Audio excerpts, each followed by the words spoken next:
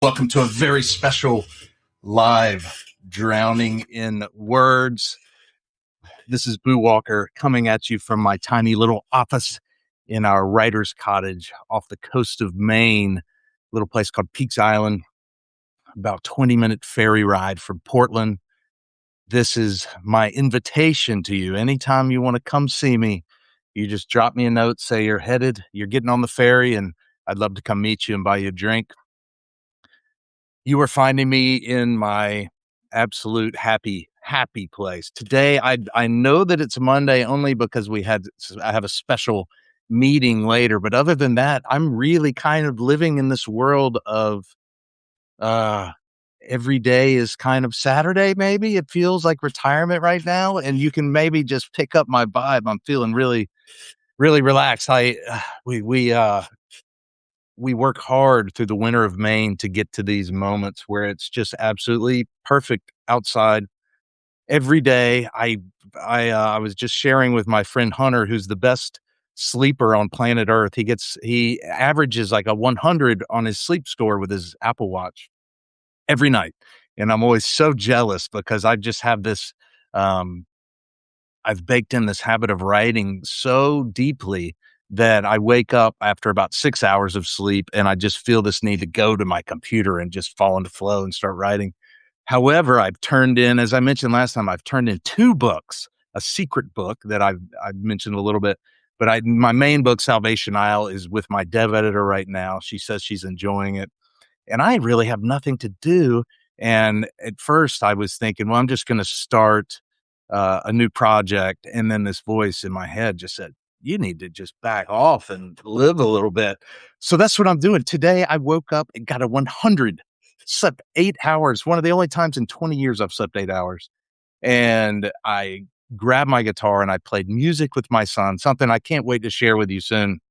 We've been working on a few tunes, and then we biked around the island, and then I came back and took an outdoor shower. We have a just I've always, growing up in South Carolina, we had outdoor showers coming in from the beach, but there is something really incredibly special about outdoor showers in New England. There's like this, I don't know what it is. It's just this tradition that has been around for a long time, and there's always this nice cool breeze in the air, and you can hear the birds chirping, and it really just what a way to start out the day.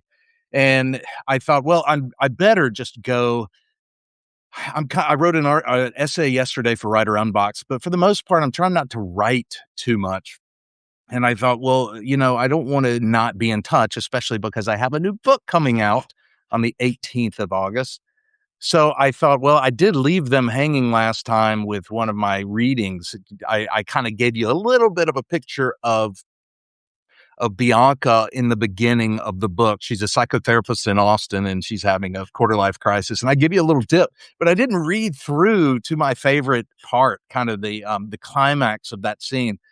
So I thought I would do that and maybe just ramble for a little bit longer. And if you will allow, this is going to count as my newsletter for a little bit because whatever I'm doing right now feels so right. It's Monday and I feel like it's Saturday. And this weekend, I am joining dear friends and my wife, and we're headed to the Newport Jazz Festival, which is my other happy place. I mean, this boo right here is where I want to be all the time. I'm just so happy. And to go to Newport Jazz Festival, the weather looks perfect, of course.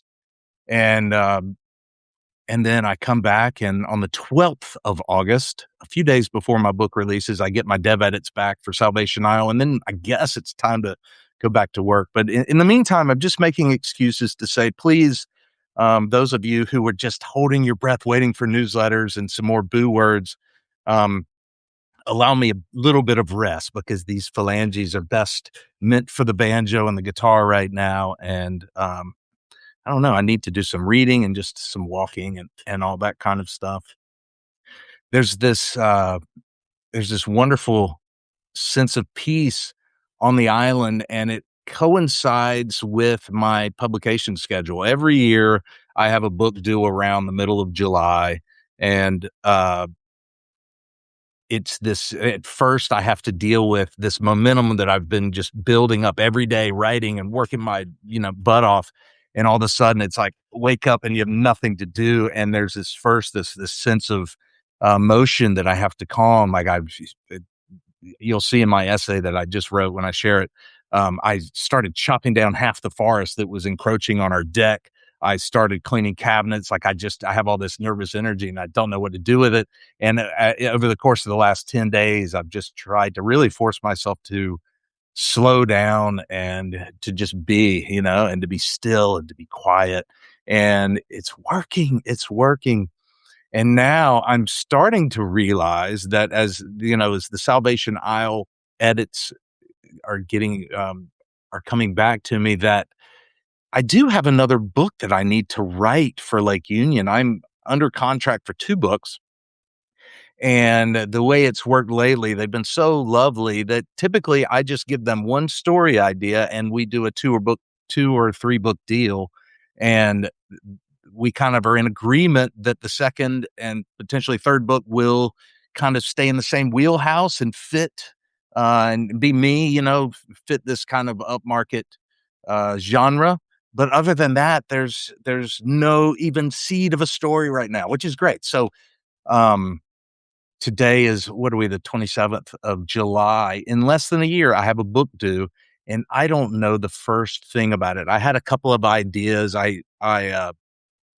There was this funny reel on not funny, there was a reel on Instagram of Taylor Swift being interviewed by one of the talk show hosts, and she was saying she reads a lot, and she had this idea for a Maine island book about ghosts and stuff, and I thought, "Oh, I should just take that challenge and write this book that Taylor would love to read." But that's kind of faded away, and I'm kind of just emptying my mind right now. Like, when a book hits. Salvation Isle, I've talked about it in the past. I was actually here about this time last year, biking around the island, and this story idea just slammed into me. And it wasn't like, oh, that could work. It was very much like, that is exactly the book that I'm going to write. I know without any shadow of a doubt that I will spend the next 300 plus days, every single day, thinking of the story and these characters, and so that's what I'm gonna wait on, and, so maybe earlier in my career, it was always this idea of, like, a little bit of fear pushing me and insisting that, "I see you, Libby, hi, and don't give up yet." To be alright, so let me just back up for a sec. I'm already gonna forget what I was saying with Salvation Isle. But Libby Grant, my friend and also writing hero and colleague, who is, the most prolific beast of a writer you've ever seen, uh, we've been communicating lately, and she's here right now, and she said, "Well, I was getting excited about the Taylor Swift idea." I was too, honestly, and you know what? Actually, Libby and I share the same agent, Danielle Marshall, and Libby, I told Danielle the idea. I said, "Taylor, like, talked about this idea, this cool book," and, not writing hero, stop, and I was kind of into the idea. It was my friend Nathan Van Coops who shared the reel with me, and it talked about, there's ghosts and there's love stories, and it's on this island in Maine, and it's set in this old crumbling, cottage on the sea and stuff, and I thought, well, it would be fun, like, just to take that challenge with Taylor, and who knows, maybe when it came out, maybe I could get it to Taylor, maybe I couldn't, you never know, but it would be a solid tweet if I could get a tweet from her or whatever she does these days.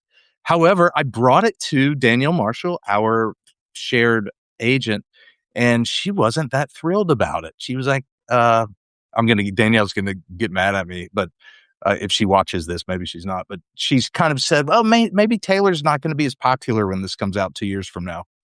I don't know that that's the case, but either way, yeah, Libby says, "If Taylor wants a ghostwriter, I'm available." Yeah, me too, exactly.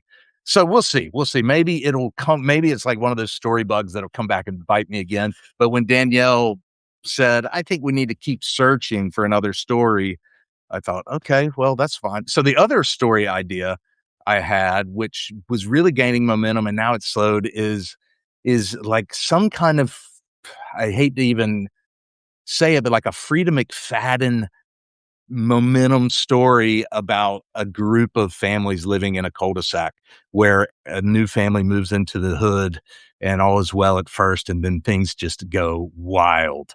And I thought that could be really fun. And Danielle wasn't really feeling that one either. Of course, maybe it's the way I'm selling it more than anything. So I probably need to try to talk to Danielle. I have a call with her today. That's where I was going. Um, I have a call with Danielle today to talk about my craft book that I finished. I sent to her a couple weeks ago. She's read it, and I am in this place right now where I have no idea whether she's going to say, "Boo, that is just not going to work," or she's going to say, "I think I can sell this. Let's polish it up. This is how I see my vision going."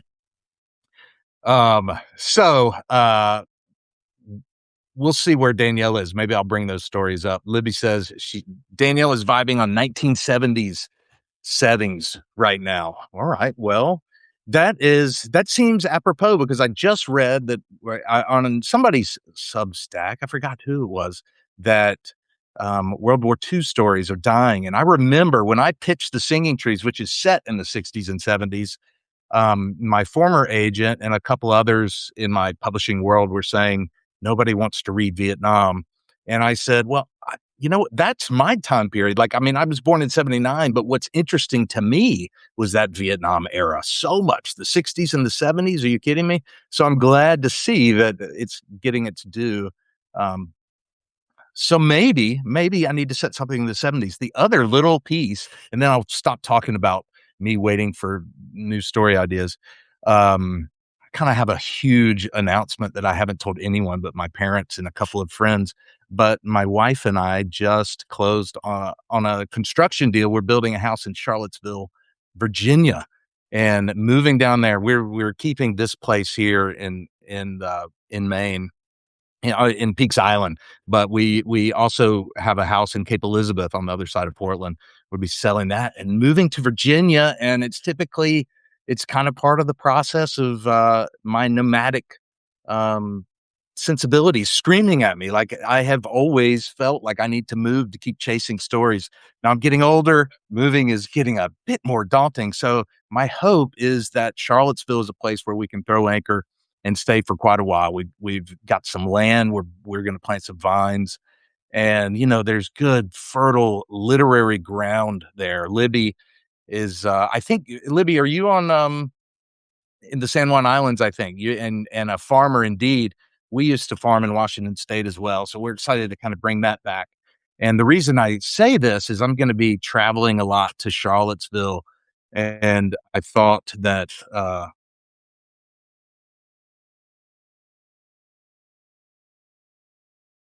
oh my gosh, did I just sorry, my computer went quiet. I thought that maybe I should write a story set in Charlottesville. So what about 1970s Charlottesville? Who knows?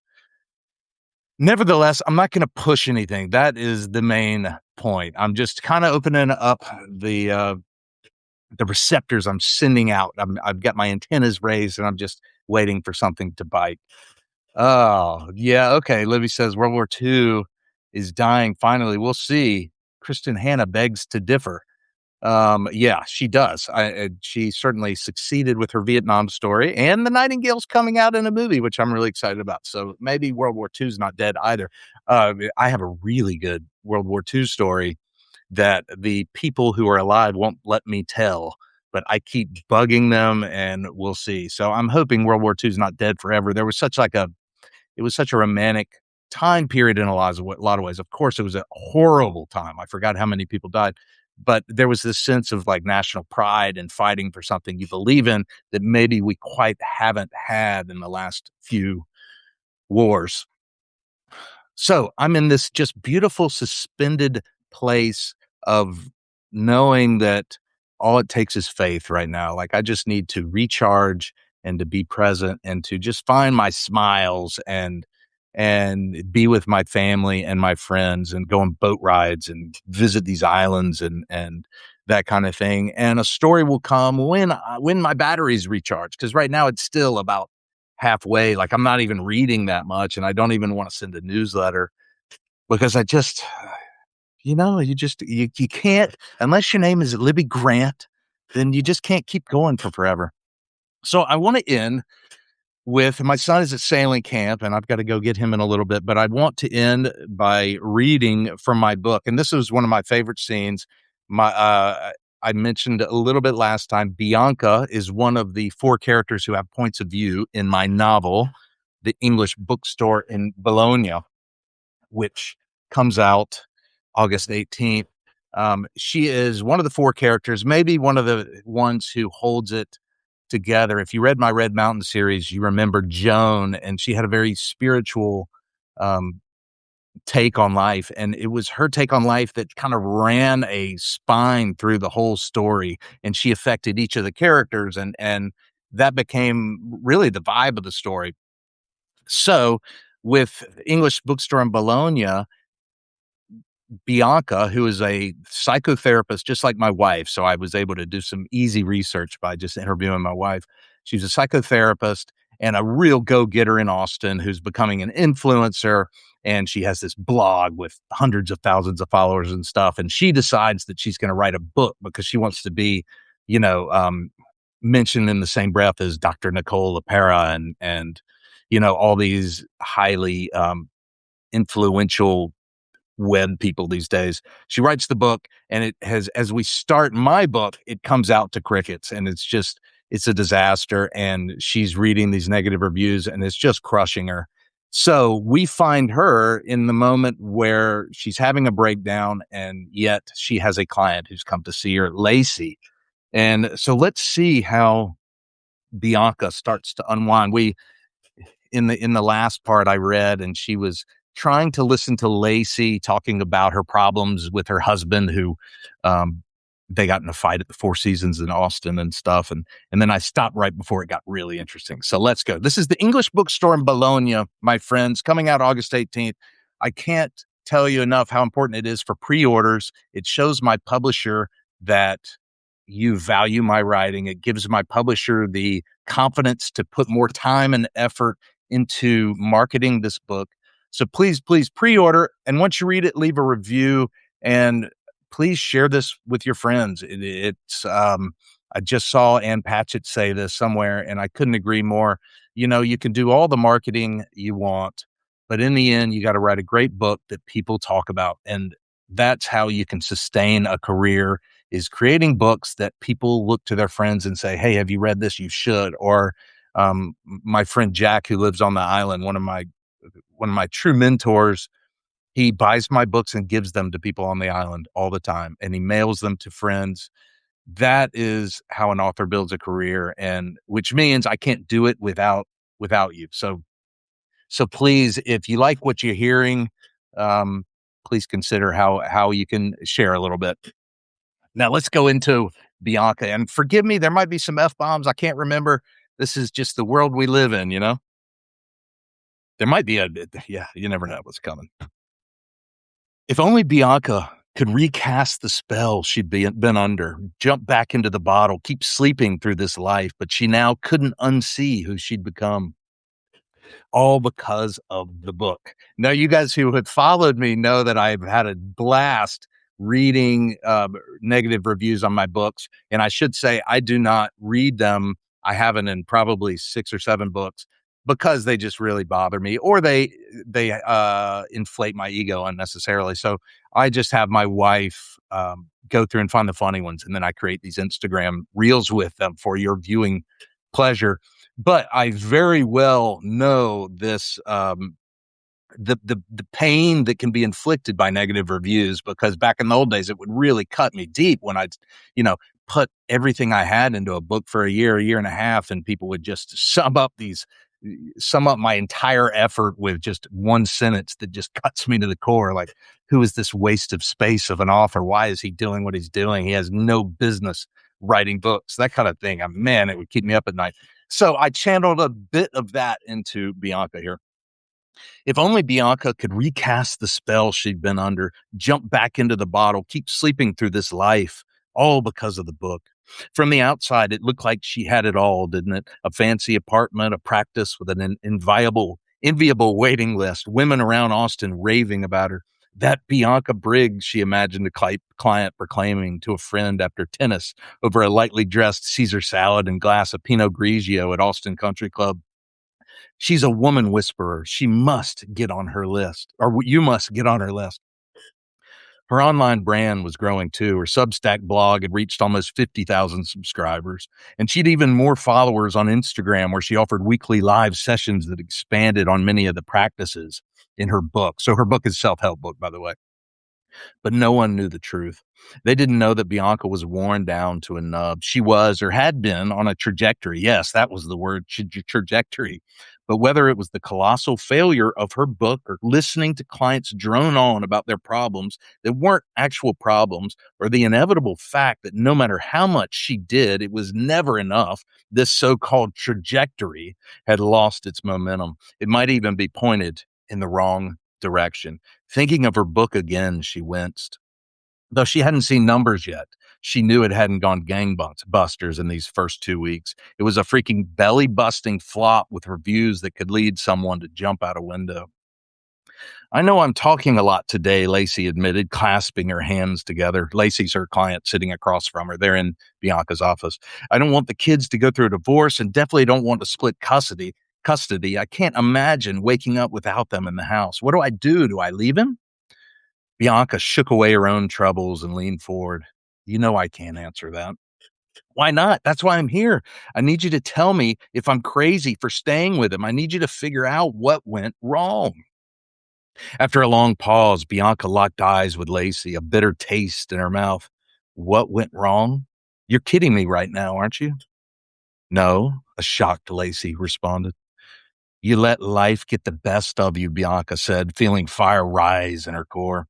You burned your youth to the ground and started chasing some stupid fucking American dream because you thought that if you achieved success, then maybe you mattered. Lacey covered her mouth. Bianca wasn't done. It's not about what went wrong. It all went wrong. We're not where we're supposed to be, but we're pretending like it all worked out, posting the life we wanted on Instagram and TikTok, showing the world our shiniest, polished selves.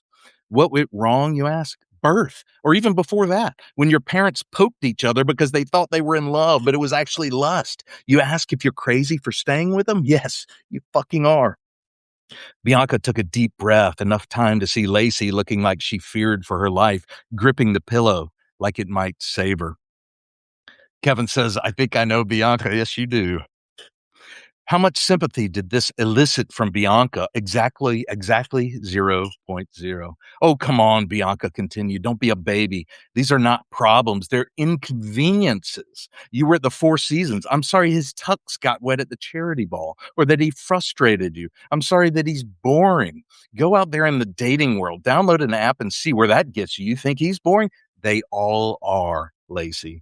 Lacey probably should have stormed out of the office, but she sat up, set aside the pillow, and asked with teary eyes, then what do I do? Bianca couldn't help herself. This release felt better than anything she could remember. A third life crisis orgasm. You suck it up and deal with it. Maybe go get a prescription for an SSRI. Welcome to the American dream.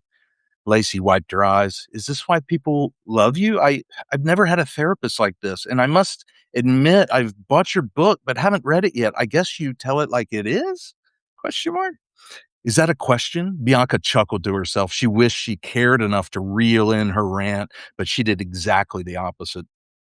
What else do you want me to say? I'd rather be honest. Stay with him and things will be okay in the dullest sense of the word. Despite not having lost any weight in months, go work out because you can at least talk about how you've worked out while you feel the jiggle of your arms. Then have your blueberry kale smoothie. I don't do smoothies. No one's asking, Lacey. I mean, Lucy. I mean, whatever. Bianca raised her hand. And after your morning routine, race into work and go, go, go, maybe skip lunch so you can bang out a blog post, eat dinner while you hammer out emails, and then watch the depressing news until you crash. Bianca clapped her hands together. Do all that, or you can take a leap of faith. Doesn't that sound romantic? Do what your younger self might have done. Leave the comfort of this life, this first world problem life, and go find who you used to be. Who I used to be? I'm confused. Bianca ignored her. Or Lacey, you can take that leap and fall about 15 stories into a giant pile of trash. You can take that leap, leave what you have in the hope there's something better, and it doesn't work out, and you spend the rest of your life wondering why you couldn't have found happiness in a life that was supremely fine on all levels. You could spend the rest of your life apologizing to yourself for yet another wrong turn. Lacey curled her thick hair behind her ears and took a long time to respond. Isn't it condescending to say first world problems now?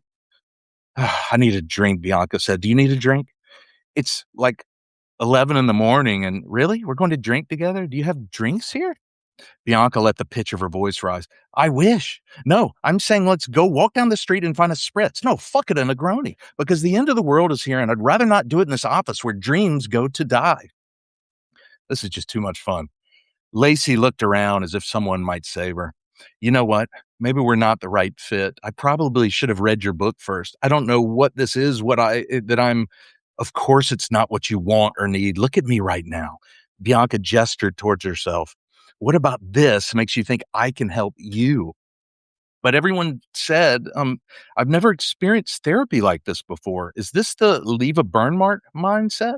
She was referring to a piece of Bianca's wisdom that superfans, otherwise known as megawatters, had latched onto. Despite the book torpedoing toward hell, she'd sold hundreds of leave burn marks, shirts, and coffee mugs leading up to the release. It was a wonder that people weren't returning them. Bianca held out her notebook with the unfinished comic strip and dropped it with a smack, life imitating art. Then she removed her glasses and chewed on the frame while staring at her client. A good minute went by. Then Lacey finally asked, Do you really think I'm overweight? Bianca let her head fall back. Let me get this straight. We're talking about the paramount issues that plague womankind right now, our desperate clawing to find meaning. And the one thing that stuck out to you is that you might be overweight? I try hard, protein focused, calorie counting, and no, you're not overweight. You're a stick. Then why did you? I don't know, because maybe I was expressing some of my own frustrations. You want to know something else? These glasses, they aren't even prescription, transparent glass. I wear them because it makes me look less like a ditz. Bianca chucked them across the room. Lacey watched them hit the wall, then timidly looked back at her world-class therapist. I don't know whether this is part of your normal spiel or if I need to get up and give you a hug. Do you need a hug? Bianca finally softened. Tears were trying to break out. She fought them away, but eventually caved. Wait, are those real tears? Lacey asked. God, you're good. Are you faking? In a shocking turn of events, Lacey crossed the room, knelt, and took Bianca's hand. Oh, you poor thing. Here I am going off about my issues. Bianca quickly swept away the tears. No, I'm here for you. Lacey ignored her. You're overworked. You've helped half of us in Austin, but who's taking care of you? You know what? Bianca pulled her hand away, wanting it all to stop, and she instantly walled off her emotions. Let's end this session for now. I won't charge you, obviously. You're right. I need to step back for a minute. Lacey frowned. Do you want to talk about it? Go get that drink? Bianca chuckled. Her client, the one on the couch a moment ago, was now trying to help her. After a thank you and a barrage of apologies, she ushered Lacey out of the office before things got any worse. When the door shut and her client was safely on her way back to her less than perfect life, where she'd probably phone whomever had recommended Bianca to ask her, whomever had recommended Bianca to her and asked, what in the ever living fuck was that? Bianca walked down the hall to her young receptionist and said, I need you to cancel everything today, please. You okay? You don't look. Never been better, thanks. You know what? Once you're done, take yourself out to lunch on me. We'll talk tomorrow. That, my friends, is Bianca. She is a hot mess. She is one of the 5 expats that's a total hot mess. And we're kind of setting the stage. She's getting ready to really think about what went wrong, what turn she made that really steered her into this monster that she's become. And actually, it's a mirror of her father, who is a go-getter of all go-getters. And ultimately, she's going to recall that time she spent a year in Bologna and remember that that was a moment in her life where she wasn't chasing something that didn't even exist, trying to prove that she mattered. And so she might just find the courage to book a flight, pause her practice and her life book a flight and go chase a year in Bologna to see if she can do a reset. There you go. I'm That's really fun. I just love this stuff, you guys. I love words. I love books. I'm so glad to know that there will be a place in the next couple of months where I will come to you and I'll say, I have a new story and I get to do this all over again. But in the meantime, just gonna go back to living and enjoying summer. Last summer, I had my head was down a little bit too much. So that all changes today. Um, I'm gonna hang around for just a sec. Does anybody have any questions? Mr. Crow, hey, we need to have lunch. Kermis, thank you for listening. I really appreciate you being here. And Libby, of course, and Mr. Jamie Good, the wine maestro. What an honor to have you here. All of you, Nancy, Sherry, Rhonda. Um, this has been really, really fun. And I send you guys my love. I'm out of here. Cheers. Happy Monday.